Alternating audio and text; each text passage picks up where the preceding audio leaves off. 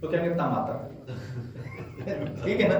تو اس کا مطلب یہ نہیں ہے کہ وہ پاکستانی ہونے سے خارج ہو گئے ہیں, ہے نہیں. یا جیسے ہم اردو میں بہت سارے سخت الفاظ ہیں نا, جیسے بڑا, را آتی ہے, ڈال آتا ہے. ہمارے بچے وہ ادا نہیں کر سکتے, انہیں کہیں بڑا, وہ کہیں گے بڑا. جسے ہم اردو میں کہتے ہیں ذرا پیش لگا دیں تو برا. تو اس کا مطلب کیا ہے؟ تو یہ جو حروف تہجی ہیں ان سے قرآن مجید کمپائل ہوا ہے. عربی کے ٹوٹل حروف جس عرب میں اوریجنل عربی یہی ہے. تو امام رضا علیہ السلام نے ارشاد فرمایا کہ ہر حرف کی وجہ تسمیہ کیا ہے, کہ الف کو الف کیوں کہا گیا ہے, با سے با کیوں کہا گیا ہے, تا کو تا کیوں کہا گیا ہے. دیکھیں اسی لیے جب آپ اس طرف آتے ہیں امیر المومنین فرماتے ہیں انا نقطۃ تحت البا, کہ میں بائے بسم اللہ کے نیچے کا نقطہ ہوں. یعنی ہم سمجھتے ہیں نقطہ ایک پوائنٹ ہے, حالانکہ اس سے اوپر کی بات ہے. اگر با کے پاس نقطہ نہ ہو تو با نہیں رہتی, یعنی اس کا تلفظ نہیں ہوتا, اس کو آپ پروناؤنس نہیں کر سکتے ہیں. لہذا جتنے حروف ہیں ان کو میں بات درج کرتا ہوں. تو امام محمد تقی علیہ السلام کی ٹوٹل عمر مبارک جو ہے وہ ہے 25 برس, یعنی 195 ہجری سے لے کر 220 تک. اور امام علی رضا علیہ السلام 148 ہجری میں اس دنیا میں تشریف لاتے ہیں اور 203 ہجری میں آپ کی شہادت ہو جاتی ہے. اور 203 سے لے کر 220 ہجری تک یہ 17 سالہ دور امامت ہے امام محمد تقی علیہ السلام. یعنی میں نے ابھی عرض کیا آپ کی خدمت میں کہ اگرچہ امام جو ہے وہ 7 یا 8 سال کی عمر میں عہدہ امامت پر فائز ہوئے ہیں, تو جیسے امیر المؤمنین علی ابن ابی طالب علیہ السلام رسول خدا صلی اللہ علیہ وسلم کے بعد حجت خدا ہیں, دین کے ذمہ دار ہیں, الہی راہبر ہیں, دین کی حجت ہیں, بے عین ہی اسی طرح 7 سال کے امام محمد تقی علیہ السلام بھی حجت خدا. لہذا آپ کی گفتگو بھی, آپ کا کلام, آپ کا ایکشن, آپ کا جو عمل ہے, آپ کی تقریر, آپ کا جو کسی کو نہ ٹوکنا, تینوں چیزیں حجت ہیں جیسے امیر المومنین کی حجت, جیسے امام علی رضا علیہ السلام کی حجت ہیں. تو یہ بات یہاں مقدمتاً اور بھی عرض کرتا ہوں آپ کی خدمت میں کہ رسول خدا صلی اللہ علیہ وآلہ وسلم کے بعد بھی 2 گروہ بنے اللہم صلی علی محمد, جن پر اکثر ڈسکس ہوتی ہے. ہم کہتے ہیں ایک سقیفہ ہے اور ایک غدیر. ایسے ہی امام صادق علیہ السلام کی شہادت کے بعد بھی 2 گروہ بنے, بلکہ آپ کی زندگی میں بن گئے 2 گروہ. ایک ہے شیعہ اثنا عشری اور ایک ہے شش امامی, 6 اماموں والے شیعہ اور 12 اماموں والے شیعہ. 12 اماموں والے شیعہ وہ ہیں کہ جو امام رضا علیہ السلام کو بھی امام مانتے ہیں, امام محمد تقی علیہ السلام کو بھی, 12ویں آخر زمانہ جل اللہ تعالیٰ کا شریف کو بھی, اور جو 6 امام والے ہیں وہ امام صادق علیہ السلام تک کو مانتے ہیں, اور اس کے بعد پھر اسماعیل کو, ان کے بیٹے کو امام مانتے ہیں, اپنا راہبر مانتے ہیں, جس کی وجہ سے وہ اسماعیلیہ کہلاتے ہیں. یہاں بھی ایک گفتگو ہے. اور پھر عرض کرتا ہوں کہ امام موسیٰ کاظم علیہ السلام کی شہادت کے بعد بھی 2 گروہ بنے شیعوں میں. ایک جو اثنا عشری ہے اور ایک ہے واقفہ. واقفہ کسے کہتے ہیں؟ ٹھہر جانا. عربی میں کسی کو کہنا ہو, چونکہ یہ باب عربی میں ہے مثال کا, عربی میں ہر ایک باب کی الگ الگ اس کی 7 باب ہوتے ہیں گرامر کے اعتبار سے. مثال است و مضاعف, لفیف و ناقص و محموز و اجوف, یہ جو جس کے شروع میں واو یا آ جائے اسے کہتے ہیں مثال, جس کے سٹارٹ میں. تو کسی کو کہنا ہو قف, اس کا مطلب یہ ہے ٹھہر جاؤ, کھڑے ہو جاؤ. اسی سے واقفہ بیسیکلی اس کے روٹ ورڈز ہیں. تو واقفہ کا معنی ہوتا ہے, اردو میں تو ہم کہتے ہیں نا واقفہ, فلاں بندہ فلاں چیز سے بڑا واقف ہے. کیا مطلب؟ جانتا ہے, یہ نہیں فلاں چیز سے ٹھہر گیا ہے. عربی میں واقف کا مطلب ہوتا ہے ٹھہر جانے والا. تو وہ ایک نیا مذہب نکلا ہے واقفہ, وہ امام موسیٰ کاظم علیہ السلام کے بعد. وہ کہتے ہیں کہ امام موسیٰ کاظم علیہ السلام کے بعد امامت ٹھہر گئی, امامت ٹھہر گئی. پہلے حضرت اسماعیل پر آ جاتے ہیں۔ امام صادق علیہ السلام نے اپنی زندگی میں 3 کام کیے، حالانکہ حضرت اسماعیل ان کی زندگی میں وفات پا گئے تھے اور امام صادق علیہ السلام شہر میں موجود نہیں تھے، اور جب تدفین کی ان کی جنت البقیع میں تو شہر کے باہر سے جب جنازے کو لایا گیا تو پہلی تو بات یہ ہے کہ امام صادق علیہ السلام نے 3 دفعہ یا اس سے زائد جنازے کو کئی دفعہ راستے میں رکوایا۔ جیسا کہ جنازہ چل رہا ہو تو کوئی آدمی لیٹ آتا ہے، یہ بھی مل گیا، یہ بھی مل گیا، نیا آدمی پوچھتے ہیں کس کا جنازہ ہے، کون فوت ہونے والا ہے، تو وہ اسے پوچھتے ہیں تو جگہ جگہ ٹھہرا کر پھر چہرہ ہٹا کر کہ آنے والوں کو دکھایا زیارت کرائی کہ یہ کون ہے، کس لیے؟ تاکہ یہ سب لوگ جان لیں کہ فوت ہونے والا کون ہے، چونکہ امام صادق علیہ السلام تو جانتے ہیں۔ اور پھر جب وہاں آپ نے تدفین کی اور پھر اس کے بعد آپ نے غم منایا ان کا، تدفین کرتے وقت لوگ ان کے لیے تعزیت کے لیے آ رہے تھے ان کے پاس۔ اب جو جس کے پاس تعزیت کے لیے آتا ہے کیا تعزیت کرتا ہے؟ اے صادق آل محمد، آپ کے بیٹے اسماعیل کی فوتیدگی پر ہم آپ سے تعزیت پیش کرتے ہیں۔ تو ایک تعزیت نامہ، تعزیت شروع ہو گئی، تعزیت کہنا یہ دوسرا سبب تھا تاکہ لوگوں کو پتہ چل جائے وسیع پیمانے پر، کئی دنوں تک آپ نے اسے رکھا کہ تاکہ اسماعیل بہت ہوتے لوگوں کو پتہ چلے۔ اور ایک اور کام یہ کہ اس کے بعد ہر سال اسماعیل کی طرف سے امام صادق علیہ السلام کسی آدمی کو حج کے لیے روانہ کرتے تھے کہ جو ان کی نیابت میں حج کرو، تاکہ پتہ چلے کہ وہ فوت ہو گئے ہیں اور ان کی نیابت میں عمل خیر انجام دیا جا رہا ہے۔ اور ان کا عقیدہ یہ تھا کہ اللہ کو بدا ہو گئی ہے۔ سنیے گا یہ لفظ ہے بدا، بدا کسے کہتے ہیں؟ اپنے مائنڈ سیٹ کو چینج کرنا۔ جیسا کہ آپ گھر سے باہر نکلیں اور مثلا گھر سے پریشان ہوں، آپ میچ دیکھ رہے ہو مثلا پاکستان کا، اور وکٹ پہ وکٹ گرتی چلی جا رہی ہو، آپ پریشان ہوں، آپ کہتے ہیں یار اس کام دل بجھانے سے بہتر یہ ہے کہ چلو یار ایک مجلس ہی نہ اٹینڈ کر لیں۔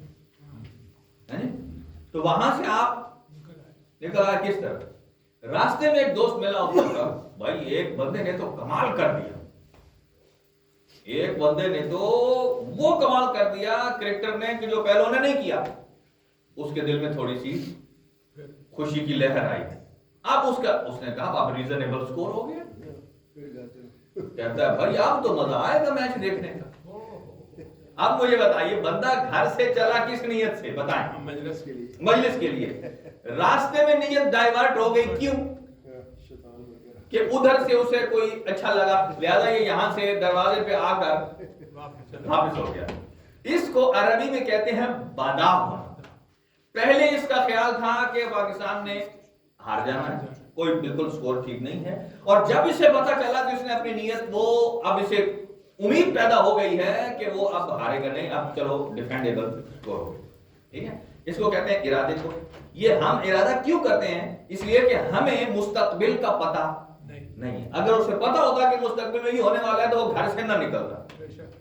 یہ لوگ کہتے ہیں جو اسماعیل علیہ السلام کو مانتے ہیں، وہ بھی اچھے انسان تھے، بڑے امام صادق علیہ السلام ان سے محبت کرتے تھے، لیکن وہ امام نہیں تھے، امام کی اور بھی اولاد ہیں۔ تو اس کو کہتے ہیں کہ آپ اپنے ارادے کو نہ جانتے ہوں اور کسی چیز کی وجہ سے آپ اس کو تبدیل کر دیں، اس کے رخ کو اچھائی کی طرف، اسے کہتے ہیں بدا۔ بدا اکمانو ابتدا ہونا، یعنی آپ پچھلے سے منصرف ہو کر دوسرے ارادے پر آ گئے۔ وہ کہتے ہیں کہ اللہ رب العالمین نے امامت ویسے تو رکھی تھی حضرت اسماعیل میں، جو کہ امام صادق علیہ السلام کے بیٹے تھے، لیکن جب وہ فوت ہو گئے تو اللہ کو بدا ہو گئی، سمجھے گا؟ اللہ کو بدا ہو گئی کہ اب امامت تو آگے چلانی ہے، وہ جس کے پاس آ رہی تھی وہ تو فوت ہو گیا، اب 12 نمبر تو پورے کرنے۔ تو اللہ نے وہ امامت حضرت اسماعیل سے ڈائیورٹ کر کے کس میں ڈال دی؟ امام موسیٰ کاظم علیہ السلام میں۔ وہ کہتے ہیں بدا ہو گئی ہے، جبکہ مکتب اہل بیت کا 2-3 دلیلوں کے مطابق بدا شیان شان خدا نہیں ہے، شان خدا کے خلاف ہے بدا۔ بدا ہوتی کب ہے؟ کہ جب آپ کو فیوچر کے بارے میں پتا نہ ہو۔ جب آپ اور ہمیں فیوچر کے بارے پتا ہو تو ہم بدا نہیں کرتے، اپنا ارادہ چینج نہیں کرتے، تو وہ تو خالق العقل ہے۔ اسے قیامت تک ہر چیز کا علم ہے، بلکہ اللہ نے جو اپنے نمائندے بھیجے ہیں انہیں ماکان اور وما یکون کا علم ہے۔ ماکان جو گزشتہ کا ہے، وما یکون جو آئندہ ہے۔ جب اللہ کے بھیجے ہوئے نمائندوں کو علم ہے تو مجھے بتائیے کیا خدا کو علم نہیں؟ اللہ قرآن مجید میں جو سب بیان کر رہا ہے اگلے آنے والے امتوں کے لیے، تو وہ کہتے ہیں بدا، اللہ رب العالمین کو کبھی بدا نہیں۔ ایک بات، دوسرا، اگر بدا ہونا ہوتی تو چھٹے امام کے بعد ہی کیوں یہ جو ڈائیورژن آئی ہے؟ کیونکہ نبی پاک صلی اللہ علیہ وسلم نے، دیکھیں عربی میں اس کو بھی کہتے ہیں عام اور خاص، ایک اصطلاح ہے علم اصول کی۔ بس آپ بات کر رہے ہیں، جیسے آپ بات کرتے کرتے کہتے ہیں نا کہ میں نے یہ بات، یہ میرا پیغام سب کے لیے، نہیں، ان افراد کے لیے جو بارگاہ کے اندر بیٹھے۔ یہ جو پہلے میں نے یہ کہا ہے کہ یہ سب کے لیے ہے، پھر میں کہا نہیں جو اندر بیٹھے، تو میں نے اپنے عموم پیغام کو خود مخصوص کر دیا ہے اپنے نیکسٹ جملے میں۔ اسے کہتے ہیں مخصص۔ دوسرے جملے کو کیا کہتے ہیں؟ مخصص، جس نے پہلے والے وسیع پیغام کو کیا کر دیا؟ چھوٹا کر دیا۔ تو اب سنیے، نبی پاک صلی اللہ علیہ وسلم جب فرما رہے تھے کہ میرے بعد 12 جانشین ہوں گے، نام بھی انہوں نے لیے، علی، حسن، میرے ایکسنٹ کو سنیے گا، علی، حسن، حسین، علی زین العابدین، محمد باقر، جعفر صادق۔ اس کے بعد رسول پاک نے یہ نہیں فرمایا اسماعیل، نہ، موسیٰ کاظم۔ یہ ہلکا سا اشارہ یہ دو چیزیں بتاتا ہے۔ ایک تو بتاتا ہے غفلت جسے ہم بھول جاتے ہیں نا، بہت سارے، جیسے ہم بات کرتے کرتے ہم کہتے ہیں نا ایک دوسرے سے لین دین، اور میں نے تجھے کتنے دیے ہیں؟ 100 دیا؟ نہیں، 120 تو نہیں، یعنی ابھی دیا ہے، ابھی بھول گیا، اسے کہتے ہیں غفلت۔ تو یہ جو اگر اس طرح کہتے، ایک تو بات یہ ہے کہ اس میں غفلت نمایاں ہے، تو یہ بات یاد رکھیے کہ ائمہ ہدی علیہ السلام اور تمام انبیاء کے سردار حضرت رسول خدا صلی اللہ علیہ وسلم، آپ کو بھول جانا تو دور کی بات ہے، غفلت بھی آپ کی زندگی میں داخل نہیں ہے۔ یہ غفلت بھی داخل نہیں ہے۔ اس کا مطلب یہ ہے، اور دوسرا فیکٹ یہ ہے کہ اگر آپ رک کر کہتے ہیں، اس کا مطلب یہ ہے کہ کوئی اشارہ دے رہے تھے کہ یہاں کو بریک ہونی ہے، پہلے ادھر جانا ہے پھر ادھر آنا ہے، لیکن حضور سرور کائنات نے ڈائریکٹ فرمایا 5ویں کے بعد چھٹا صادق آل محمد، صادق آل محمد کے بعد ان کے فرزند موسیٰ بن جعفر الکاظم علیہ السلام۔ اس کا مطلب یہ ہے کہ آپ نے فلوئنٹلی فرمایا، اور پھر امام کاظم کے بعد امام علی رضا، ان کے بعد امام محمد تقی، یہ 12 کا عدد جو پورا کیا ہے اسی ترتیب سے شجرہ طیبہ آپ نے پہلے بیان کیا، اسی ترتیب اور سیکوینس سے آئے ہیں۔ تو یہ امام صادق علیہ السلام کے بعد کیسے بدا ہو گئی ہے کہ امام موسیٰ کاظم علیہ السلام کے پاس آ گیا اسماعیل سے نکل گیا؟ تو یہ اسماعیلیہ نے کہا وہاں بدا ہوئی۔ اچھا، اب اس کے بعد امام موسیٰ کاظم علیہ السلام کی شہادت ہوتی ہے۔ شہادت کے بعد امام نے کچھ اپنے نائبین رکھے ہوئے تھے مختلف علاقوں میں، جیسا ہوتا ہے نا ہر بینک ہوتا ہے، جیسا ایک بینک ہے اس کی مرکز کسی ایک جگہ ہوتا ہے، اور ہر کنٹری ہر سٹی میں اس کی شہادت ہوتی ہے۔ تو وہ جب کلوزنگ ہوتی ہے تو وہ کدھر ہوتی ہے؟ ہیڈ آف دی ڈپارٹمنٹ میں ہوتی ہے، کلوزنگ ہوتی ہے۔ تو آپ نے جتنی وجوہات، جب وجوہات ہم کہتے ہیں نا، وجوہات کا مطلب ہے زکوٰۃ، خمس، واجب، جو مالیات ہے، اسلام کا نظام مالیات ہے، ظاہر ہے وہ اللہ کے نبی کے ہاتھ میں ہے، اہل بیت اطہار علیہ السلام کے ہاتھ میں ہے۔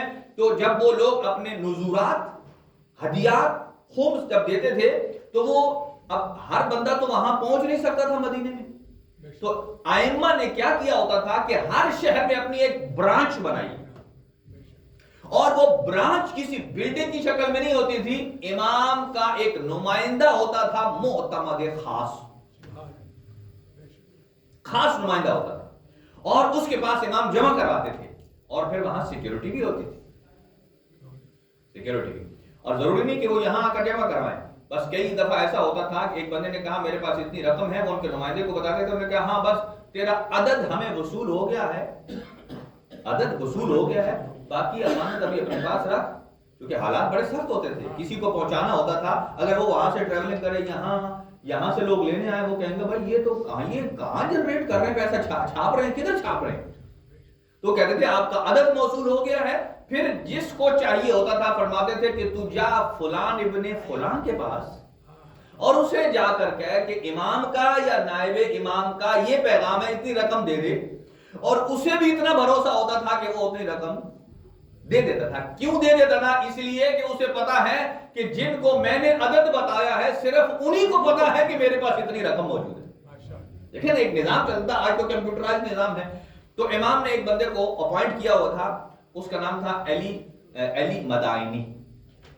اس کے پاس تقریباً یہاں عدد میں فرق ہے 30 لاکھ ہے، ایک ڈیجٹ کا ہی فرق ہے، زیرو کا۔ کئی لوگ کہتے ہیں بھائی دیکھو نا زیرو کا کوئی فرق نہیں پڑتا، زیرو کا فرق پڑتا ہے۔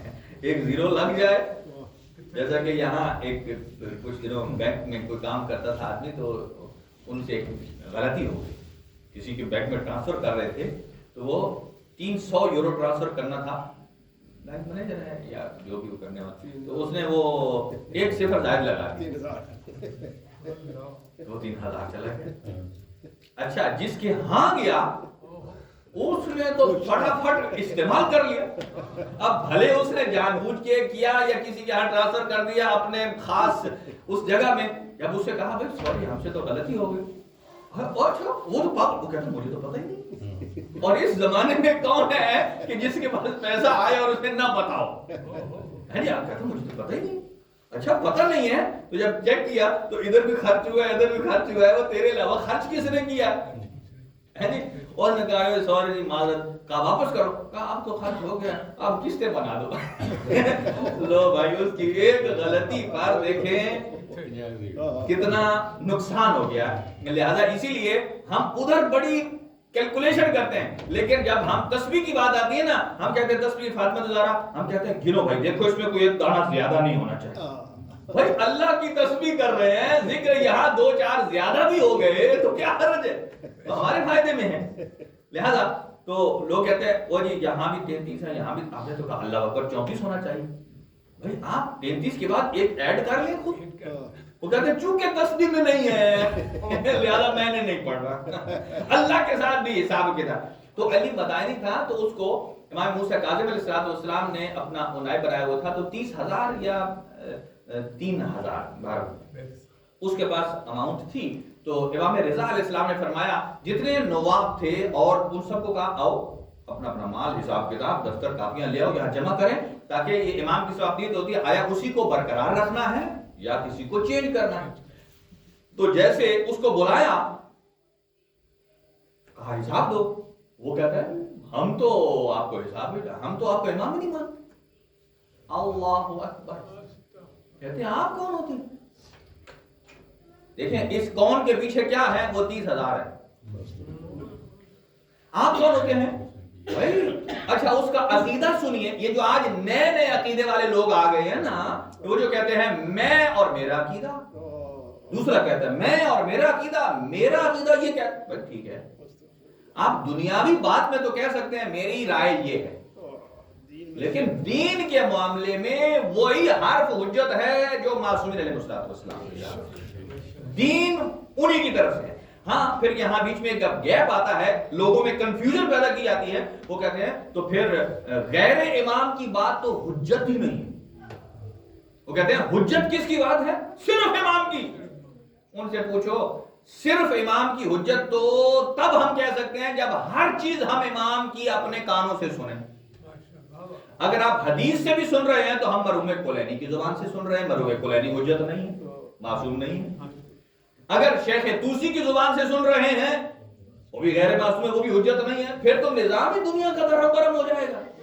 اگر آپ یوں کہتے ہیں، یہ اس میں کوئی شک نہیں ہے کہ بات حجت معصوم ہی کی ہے، لیکن یہ حجت ہے دین کی حجت، لیکن کسی کی بات پر بھروسہ کرنے کو بھی حجت کہا جاتا ہے۔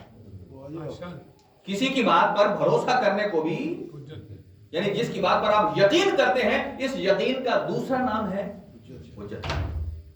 جیسے اب جو نماز پڑھاتا ہے ہم اسے کیا کہتے ہیں؟ پیش امام، ٹھیک ہے؟ اور امام کو بھی کیا کہتے ہیں؟ پیش امام، امام کہتے ہیں۔ تو کیا یہ پیش امام امام ہو گیا؟ نہیں، یہ تو جسٹ ہم نے آگے رکھا ہے ایک ڈسپلن کے لیے، امام جماعت نماز پڑھانے کے لیے. اس کی بات اس طرح حجت نہیں ہے جیسے امام وقت کی. ٹھیک ہے. ایسے ہی جیسے آپ دنیا میں کتنا لوگوں پر بھروسہ کرتے ہیں اپنے پیسے کے معاملے میں. اگر آپ نے یہاں سے کسی بندے کو ٹرانسفر کرنا ہو تو آپ پہلے 100 دفعہ سوچتے ہیں، حالانکہ آپ نے اسے دین نہیں لینا نا. تو آپ کیوں سوچتے ہیں کہ بندہ معتبر ہو؟ یہ اعتبار کس چیز کا؟ یہ دین کا اعتبار نہیں ہے. آپ نے اسے نماز، روزہ، حج، زکات کے مسائل نہیں پوچھتے، خالی آپ نے واسطہ بنانا یہاں سے پیسے، مثلا تو یہاں لندن جا رہا ہے تو یہاں سے لے اور اس بندے کو دے دینا. تو وہ یہ جو بھروسہ ہوتا ہے، اعتبار، اس کو کہتے ہیں عربی میں حجت. کہ اسی کو ہم کہتے ہیں کس کی بات پر آپ کا بھروسہ ہے، یعنی کس کی بات آپ کے لیے حجت ہے تاکہ آپ اس کو سہارا بنا کر نیکسٹ اقدام کر سکیں. اسے کہتے ہیں حجت. یہ وہ حجت نہیں ہے کہ جو کہا جاتا ہے کہ اللہ، اس کے رسول، نبی یا امام سے جو بات لے اور حجت ہو. وہ حجت ہوتی ہے عین دین. نبی، ائمہ، ان کی زبان سے جو لفظ نکل رہا ہے وہ حجت بعین مانا ہے کہ جو کہہ رہے ہیں وہ حرف آخر. حجت جب ہم کہتے ہیں حرف آخر، یعنی وہ دین کا حصہ شمار ہو گیا، بس اس کے بعد کوئی اس میں تبدیلی نہیں کر سکتا. لہذا یہ جو ہم لین دین کے معاملات کرتے ہیں اور بہت سارے معاملات کرتے ہیں، ان میں بھی ہم حجت. یہ جو آپ کو میسج ملا مجلس کا، آپ یہاں آئے تو میسج پر آپ نے کتنا بھروسہ کیا؟ آپ کا یہاں آ جانا وہ میسج کی حجیت پر دلالت کرتا ہے کہ وہ قابل اعتبار تھا تو آپ آئے. ہاں جی. تو یہ چیز ہوتی ہے. حالانکہ نہ بھیجنے والا نبی امام ہے اور نہ خود میسج قرآن کے حروف ہیں یا انبیاء کے ائمہ کے حروف ہیں، لیکن ہم نے بھروسہ کیا. آگے تو یہی بھروسہ چلتا ہے ائمہ ہدا کے جانے کے بعد اور 12ویں آقا کے آنے سے پہلے تک. یعنی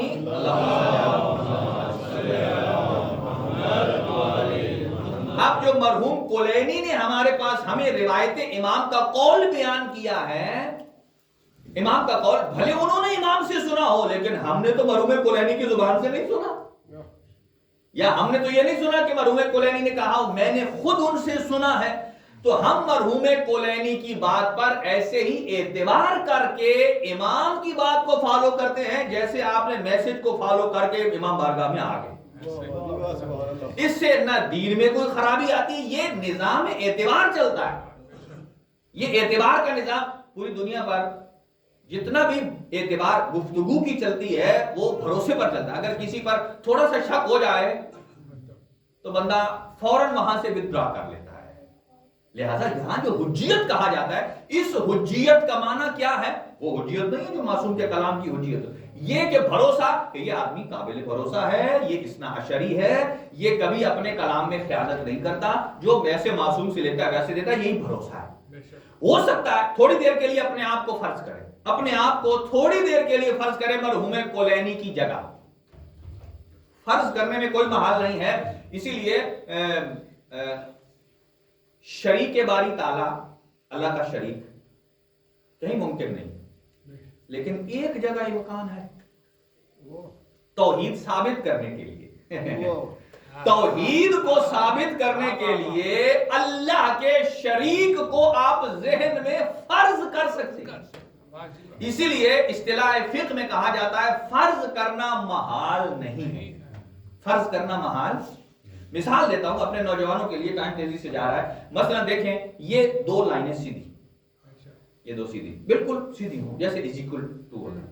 اگر آپ کوئی بندہ آپ سے پوچھے یہ 2 لائنیں اگر آپ کھینچتے جائیں 2 کلومیٹر، 10 کلومیٹر، لاکھ کلومیٹر، کیا یہ آپس میں ملیں گی؟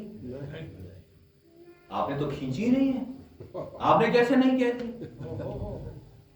بھائی آپ یہ نہیں کس بنا پر کہہ رہے ہیں؟ آپ کو اتنا یقین ہے نہ ملنے کا کہ فٹافٹ آپ نے کہہ دیا نہیں ملے. یہ نہیں کا یقین کدھر سے آیا؟ حالانکہ آپ نے 100 کلومیٹر لائن لگائی نہیں، آپ نے فزیکلی پریکٹیکلی نہیں لگائی، لیکن آپ نے دماغ میں فرضی لائن لگائی ہے.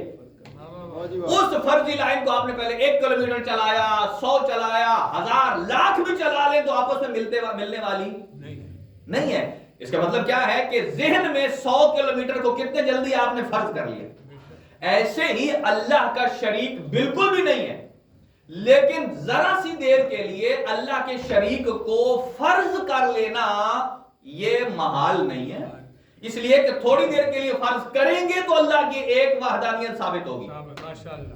وہ کیا ہے؟ تھوڑی دیر کے لیے فرض کریں اللہ کے علاوہ ایک اور ہوتا، اس کا اپنا سورج ہوتا، اس کا اپنا چاند ہوتا، اس کا قرآن ہوتا، انبیاء ہوتے، یہ سارے ہدایت ہوتی. تھوڑی دیر کے لیے آپ نے فرض کیا، اب آپ امیجینیشن سے آپ باہر نکل آئے.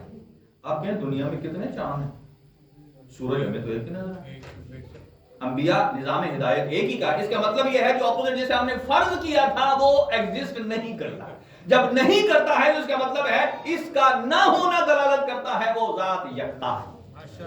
تو فرض کرنا محال نہیں ہے. ابھی آپ تھوڑی دیر کے لیے فرض کریں کہ آپ مرحوم کلینی،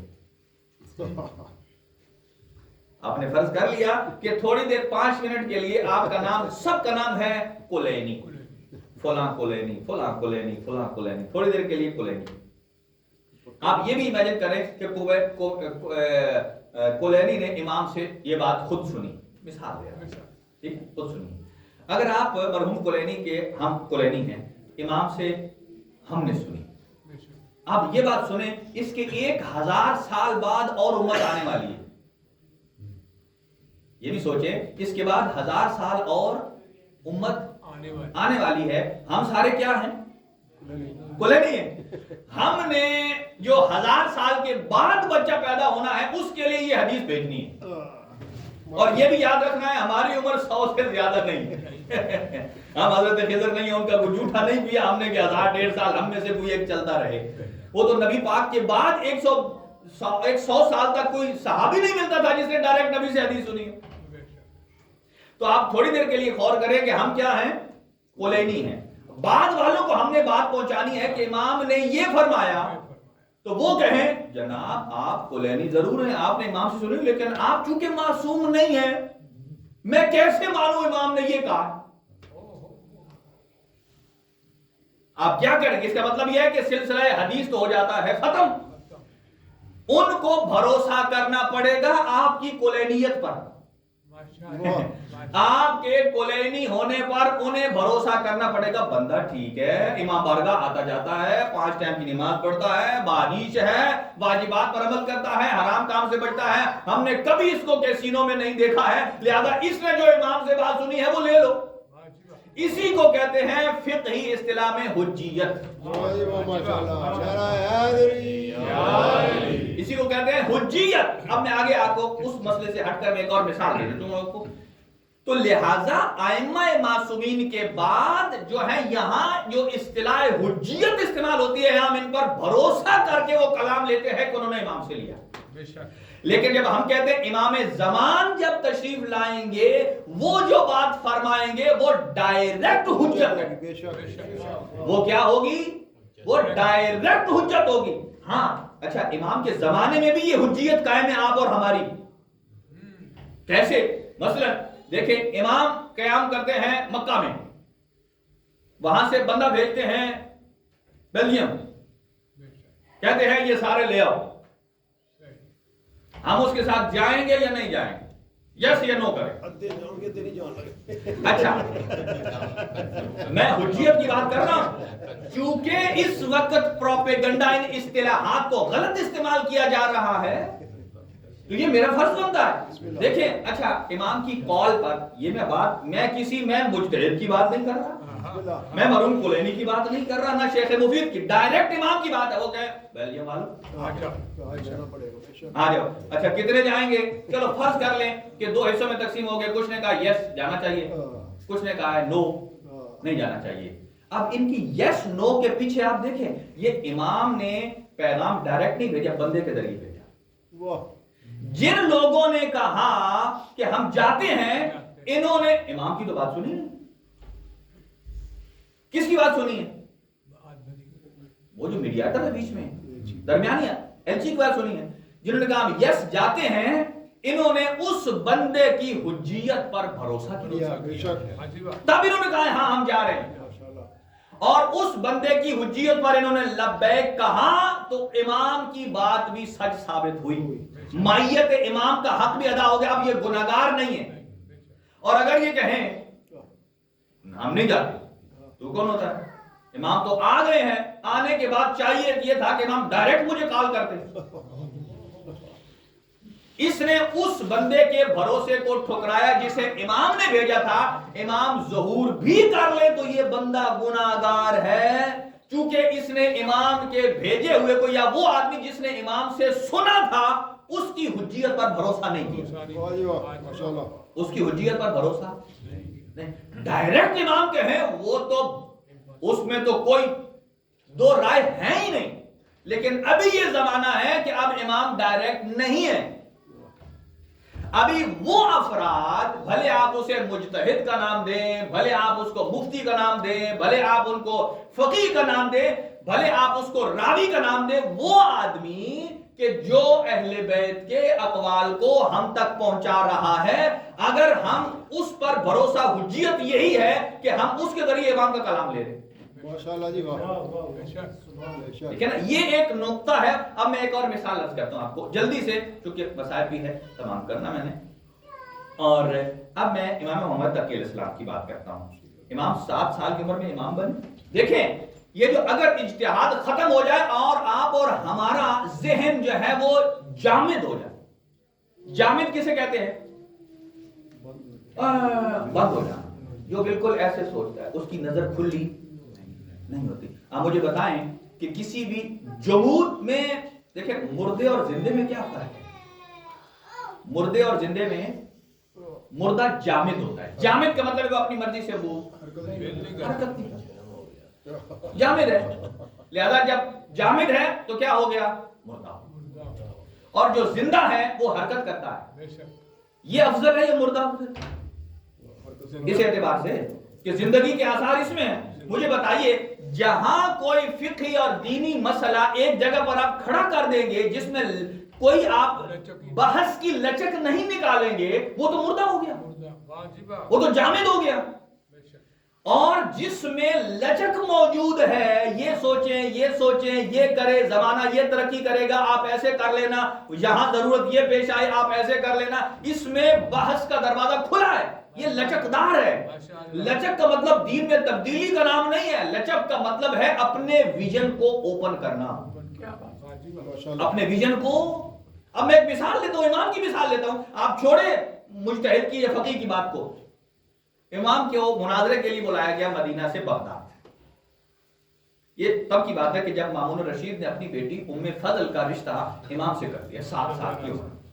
جب وہ جو بنو عباس جو تھے، بنو عباس، چونکہ بنو عباس کا خلیفہ ہے یہ، انہوں نے کہا بھائی 7 سال کی عمر میں یا 9 سال کی عمر میں، 9 سال کی عمر میں بھی واضح بات کہ 9 سال کی عمر میں آپ اپنی بیٹی کا رشتہ دے رہے ہو، اگر دینا بھی ہے ہمیں کوئی اعتراض نہیں، آپ کی بیٹی آپ دے سکتے ہو، لیکن کم از کم آپ 2 چیزوں کی بلوغت کا انتظار کرو۔ سمجھ رہے ہیں؟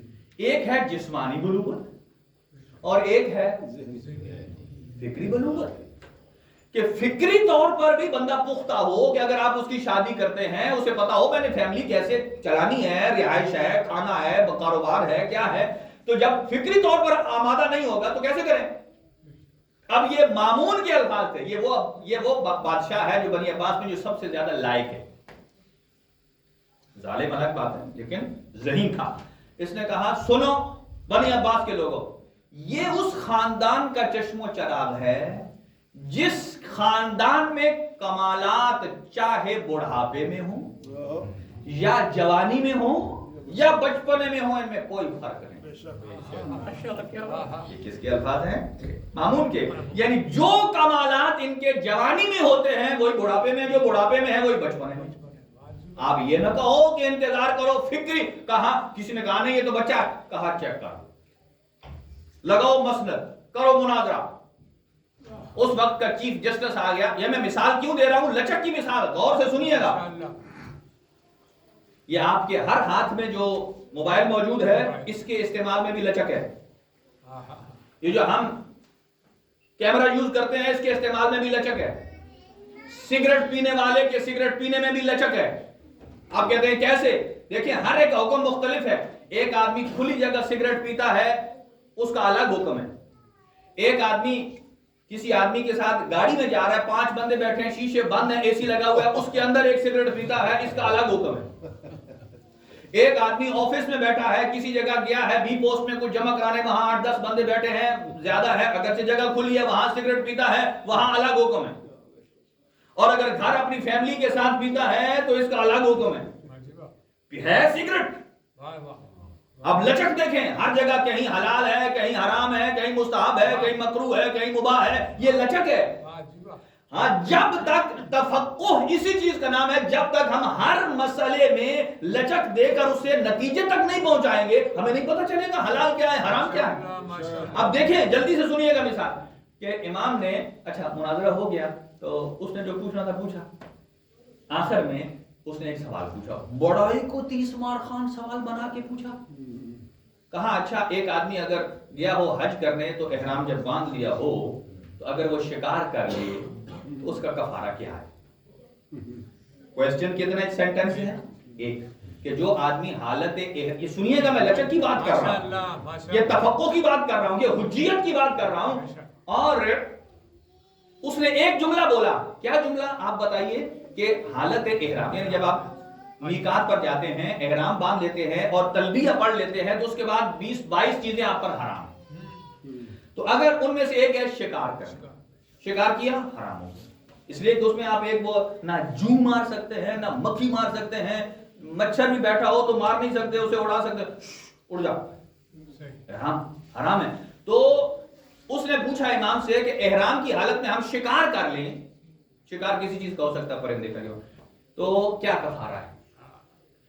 اب سنیں امام نے اس کے دماغ کو کیسے لچک دی. کہا تیرا تو سوال ہی تھا.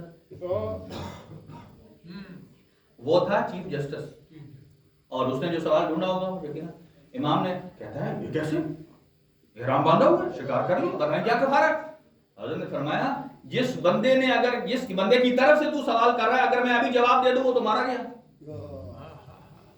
وہ تو مارا گیا. پتہ نہیں کس چیز کا شکار کر لیا ہے, کیسے کیا ہے, کہاں کیا ہے, کیسے ہو سکتا ہے میں کہوں کہ اس کے اوپر ایک گائے کفارہ ہے, اور اصل بات اور نکلے. امام نے فرمایا تیرا سوال غلط ہے, مجھے اتنا سوال کھول کے, اسے لچک کہتے ہیں, کھول کے بتا, اس احرام کی حالت میں شکار کرنے والے نے جو شکار کیا ہے وہ کس حدود اور کس باؤنڈری میں کیا, آیا حرم کی حدود میں کیا ہے یا ہل کی حدود میں کیا؟ یہ لچک ہے, لچک ہے.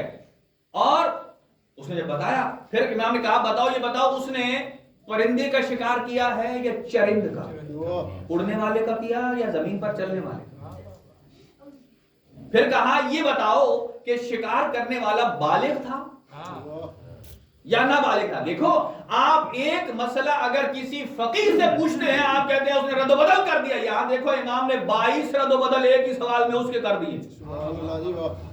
اور یہ رد و بدل نہیں ہے, یہ استفسار ہے کہ تیری موقعیت کیسے ہے, آپ کی سچویشن کیا ہے. اس سچویشن کے مطابق اگر آپ خود بھی فقیہ ہوتے تو آپ کو وہی عمل کرنا ہے جو سچویشن آپ فیل کر رہے ہیں.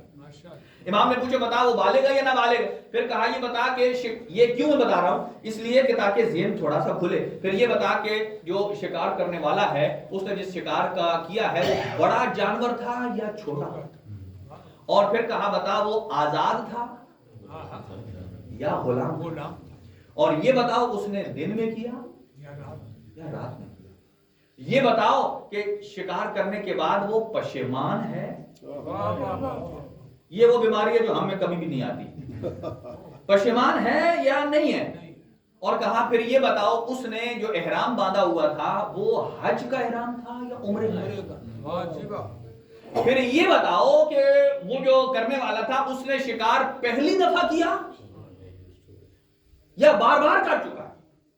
اور دوسرا یہ بتاؤ اس شکار کرنے والا اس مسئلے کو جانتا بھی تھا یا نہیں جانتا.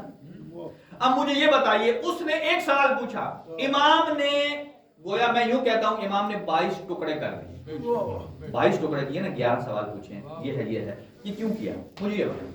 اگر آپ کہتے ہیں کہ امام کو جواب نہیں آتا تھا, عقیدہ امامت باطل ہے. یہ بھی تو امام جانتے تھے نا کہ اس کے دل میں کیا ہے. بے شک. جب اور سو کو بغیر سوال کیے جواب دے سکتے ہیں تو یہ بھی تو جان سکتے ہیں نا کہ وہ جو سوال کر رہا ہے اس کے دل میں کیا ہے. لیکن امام نے کیوں کھولا؟ اس لیے چونکہ یہ سوال اس کا کسی کا تھا نہیں، امام کو پھنسانے کے لیے فرض کیا تھا، امام کا امتحان لینے کے لیے. تو امام نے آگے سے کھولا کہ یہ اس لیے اتنے راستے کھولے ہیں تاکہ پتہ چلے جب تک تیری سچویشن کا پتہ نہیں چلے گا تو تجھے کما حق کو جواب نہیں مل سکتا. اور اسی طرح سچویشن کو کھولنا اور اپنی سچویشن کے مطابق جواب لینا، اسی کو کہتے ہیں فقاہت. اسی کو کیا کہتے ہیں؟ فقاہت. ایک دو میں اور مثالیں دے دیتا ہوں آپ کو. مثلا آپ مجھے بتائیے کہ آپ رات کو سوتے وقت یہ نائٹ ڈریس پہنتے ہیں؟ پہنتے ہیں. اب صبح آپ نے جانا ہو کمیون میں، آپ اسی کے اندر چلے جائیں، کیا حرج ہے؟ لیکن آپ ڈریس چینج کرتے ہیں، کمیون کا ہے. اچھا اس کے بعد آپ نے جانا ہے فٹ بال سٹیڈیم میں، آپ وہی کمیون والا پہن کے چلے جائیں. آپ نہیں، پھر گھر جائیں گے اس ایڈریس پہ. وہاں سے ہٹ کر آپ کو جانا ہے سوئمنگ پول، وہاں جائیں گے اس کے لیے الگ ڈریس. وہاں سے ہٹ کر آپ جا رہے ہیں گولف کلب میں، وہاں وہ نہیں چلے گا. دیکھیں بندہ ایک ہے، ہر جگہ کا لباس الگ ہے بھائی، ہر جگہ کا لباس الگ ہے. یہ میں نے فزیکل مثال دی ہے کہ جس جگہ یعنی سچویشن ہے نا، سوئمنگ کی سچویشن، کھیلنے کی سچویشن، آفس جانے کی سچویشن، ہر سچویشن کے اعتبار سے آپ نے فزیکلی لباس الگ کیا ہے. یہی وجہ ہے کہ جب آپ علمی مسئلے میں آتے ہیں تو علمی منہ شگافیاں، یہ لفظ ذرا سخت ہے، منہ شگافیاں کہتے ہیں کسی بال کا چھلکا اتارنا. آپ وکیل کے پاس چلے جائیں تو آپ کہیں کہ جناب میرا یہ جرمانہ آ گیا ہے، آپ میرا کیس لڑو. پہلے کہے گا مجھے یہ بیٹھ، مجھے یہ بتا تیری گاڑی کا نمبر کیا ہے، تو جا کہاں رہا تھا، کس روڈ سے گزر رہا تھا، چلانے والا تو تھا، یہ کب آیا ہے، ڈیٹ اوور. بھائی آپ نے تو کہا میرا کیس لڑ، وہ اتنی باتیں کیوں پوچھ رہا ہے؟ اس لیے کہ ایگزیکٹ آپ کو وہ جواب دینا چاہتا ہے جو آپ کی سچویشن ہے. اسی کو کہتے ہیں فقاہت، کہ جب آپ فقہ علمی اصطلاح میں جب آپ کی کوئی بھی سچویشن پیدا ہو جاتی ہے، جب تک آپ اس کی سچویشنز کو فرض نہیں کریں گے تو آپ کو اپنا مسئلہ حل نہیں ملے گا. لہذا اور بھی مثالیں ہیں بہت ساری، اب وقت تمام ہوا ہے،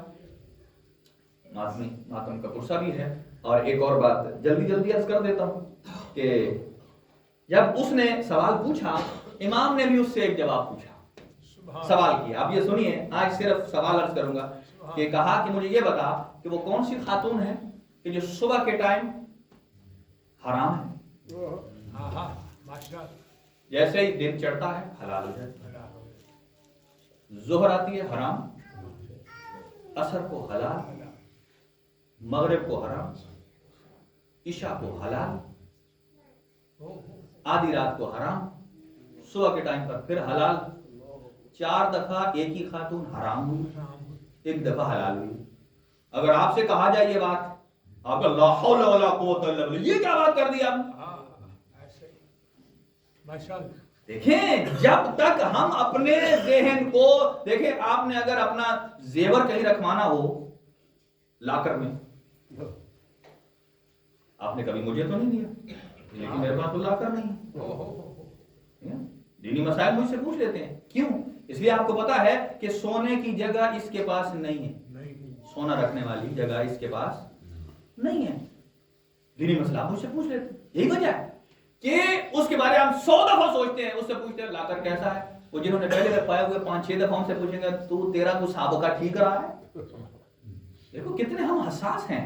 اور دین کے معاملے میں ہم ایرا غیرہ جو اچھا ٹک ٹاک پر جو بے حیائی، فیس بک پر جو بے حیائی ہے، ہم نے اسی ردھم میں دین کو بھی رکھ لیا.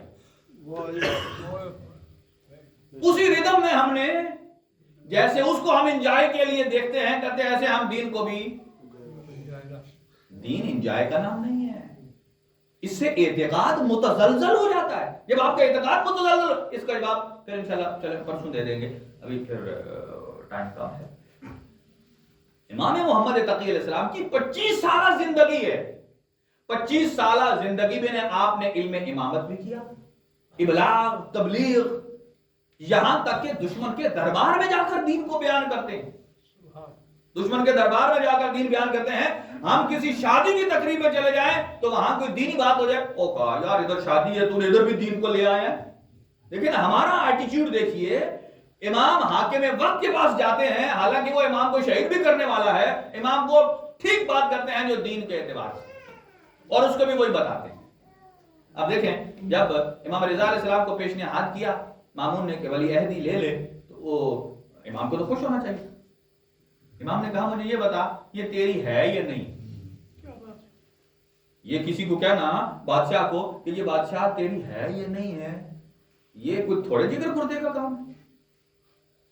کہا دیکھ اگر تو مجھے جو دے رہا ہے دو باتیں، یا تو تیری ہے نہیں سلطنت، جب تیرا مال نہیں ہے تو جو تیرا نہیں ہے وہ تو کسی کو کیوں دے رہا، حاکم، اور جب تیرا ہے تو جب اللہ نے تجھے دیا ہے تو اپنا حق مجھے کیوں دے رہا۔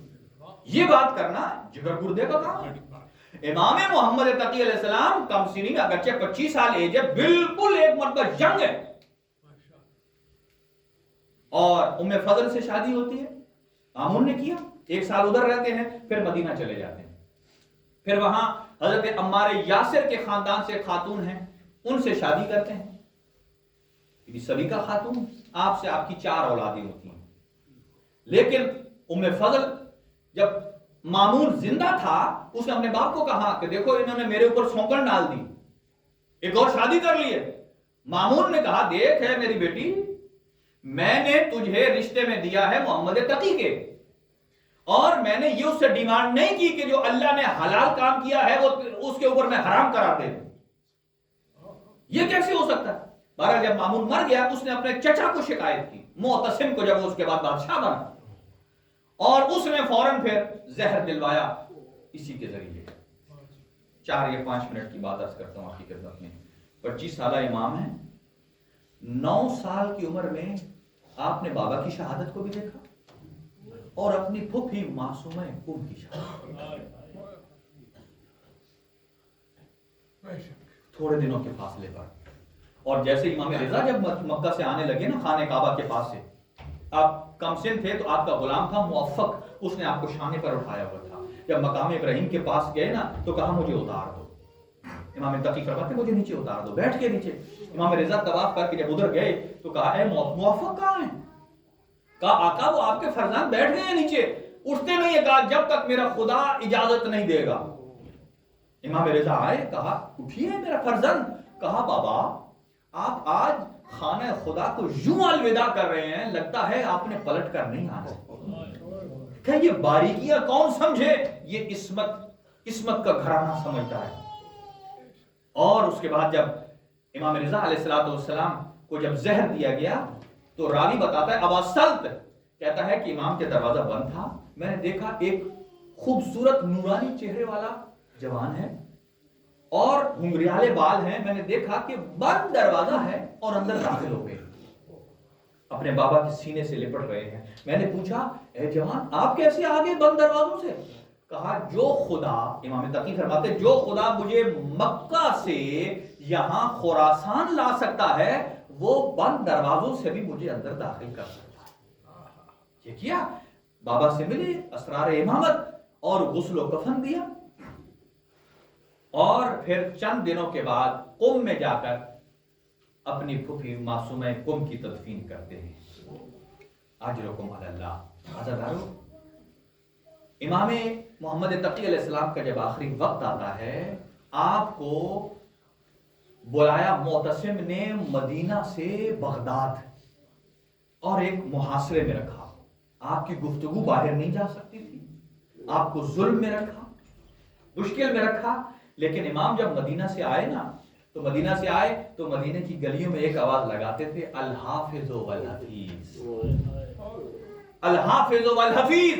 نانا رسول اللہ کے روزے پر جاتے ہیں اور پھر جنت البقیع میں آتے ہیں اور سب سے الوداع کر کے جب یہاں آتے ہیں نا، اور میں کہوں گا اے آقا آپ مدینہ سے بغداد تو آ گئے، لیکن اے آقا امام محمد تقی علیہ السلام آپ کو کم از کم اتنا تو یقین ہے کہ آپ کی اولاد، آپ کے اہل حرم وہ امان میں ہیں، وہ امان میں ہیں، آپ یہاں تو آ گئے۔ لیکن راوی کہتا ہے کہ امام محمد تقی علیہ السلام دو اعتبار سے بڑے مظلوم ہیں، مولا علی سے بھی زیادہ، امام حسین سے بھی زیادہ۔ کہا مولا علی علیہ السلام جب باہر سے زخمی ہو کر آتے تھے نا تو جناب زہرا تسلی دیتی تھی، اور مولا حسین جب باہر سے زخمی ہو کر آتے تھے بی بی لیلا، بی بی زینب کبریٰ آگ کی مرہم اور پٹی کیا کرتی تھی۔ لیکن امام وہ مظلوم ہے کہ باہر والے بھی دشمن ہیں اور اپنے گھر ام فضل بھی دشمن ہے، اور جب گھر آتے ہیں تو گھر آ کر اس نے زہر دیا۔ میں کہوں گا آقا یہاں امام نے ایک جملہ اسے کہا اے ام فضل کیا میں تیرا اچھا شوہر نہیں تھا؟ تو نے میرے بچوں کو یتیم کر دیا۔ امام نے گریہ کیا۔ میں کہوں گا آقا آپ جو گریہ کر رہے ہیں اگر اپنے اہل حرم پر آپ کو اتنا یقین ہے کہ وہ امان میں ہیں، آپ محفوظ ہاتھوں میں ہیں، لیکن آقا لا یومک یومک یا ابا عبداللہ، کاش آپ کربلا میں ہوتے، آپ نے بھی مدینہ رخصت کیا، آپ نے بھی اہل خانہ سے رخصت ہوئے، آتے وقت آپ نے بھی گریہ کیا ہوگا، اپنے بچوں کو سینے سے لگایا ہوگا، اپنی بچیوں کو چوما ہوگا، لیکن ہائے غریب کربلا آپ بھی رخصت آخر کے لیے جب خیام میں آئے تو کیفیت کیا ہے کہ لب کٹے ہوئے ہیں، شریش پر خون لگا ہوا ہے، چھاتی پر بھی خون ہے، اور جب خیمے کے پشت پر آتے ہیں نا بی بی زینب کبریٰ نے جب اپنے بھائی کی یہ کیفیت دیکھی نا کہا اے میرے بھیا آپ کے خیمے کے اندر آ جائیے، ہم آپ سے آخری رخصت کر لیں۔ امام نے فرمایا اے زینب بہن میری اس حالت کو دیکھ کر کوئی مر جائے گی بی بی۔ میں کہوں گا اے آقا امام محمد تقی آپ نے بڑے ہی آرام سے وہاں سے رخصت کیا ہے، لیکن کاش آپ کربلا میں ہوتے۔ لیکن جب آپ کو زہر مل گیا، اور زہر بھی اتنا ہلاہل کی طرح سخت زہر تھا، اور زہر جب لیا تو پہلے وہ خون میں داخل ہوتا ہے، اور خون ہارٹ میں جاتا ہے، وہاں سے جگر میں آتا ہے، اور جگر پانی بن جاتا ہے، اور کیفیت یہ ہے امام کی ایک مظلومیت سنیے کہ اس ظالمہ نے ام فضل نے کیا کیا کہ جب اپنے جو غلام تھے نا ان غلاموں کو بھی کہا کہ جب امام پانی مانگے نا تو کوئی امام کو پانی نہ دے۔ اب نہ جانے امام کس طرح تڑپ رہے ہوں گے، کس طرح جب زہر کا اثر زیادہ ہوا تو روایت بتاتی ہے امام علی نقی علیہ السلام با اعجاز امامت مدینہ سے بغداد آتے ہیں اور اپنے بابا کے گلے لگتے ہیں، اور امام کو دکھ ہے۔ دیکھیں جب امام کو سینے سے لگایا، اسرار امامت کو لیا، اور لینے کے بعد ایک مرتبہ فرماتے ہیں انا للہ و انا الیہ راجعون، رضا بقضائہ و تسلیما لامرہ۔ اور ایک درد یہ تھا، میں کہوں گا کہ جنازے پر بیٹی زینت ہوتی ہے، ماں زینت ہوتی ہے جو بینڈ کرتی ہے، لیکن یہ وہ واحد غریب جوان ہے کہ جس کے جنازے پر نہ بہن آ سکی ہے، نہ ماں آ سکی ہے، نہ بیٹیاں آ سکی ہیں۔ اور امام محمد تقی کے جنازے کو جب غسل دیا، کفن دیا امام نقی نے، میں کہوں گا اے امام نقی آپ خوش قسمت ہیں، اپنے بابا کو غسل دے رہے ہیں، اپنے ہاتھوں سے کفن پہنا رہے ہیں۔ بس آخری جملہ ہے عزادارو، وقت تمام ہے، میں کہوں گا آقا یہ آپ کی قسمت ہے، لیکن غریب کربلا کا بیٹا،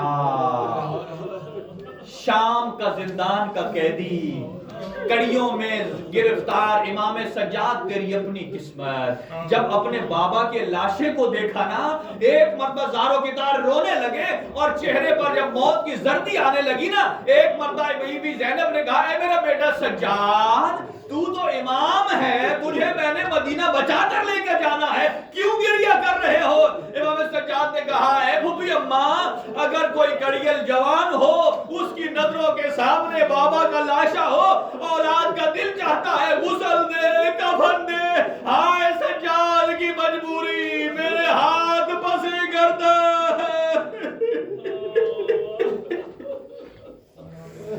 ماتم حسین یا حسین یا حسین یا حسین یا حسین۔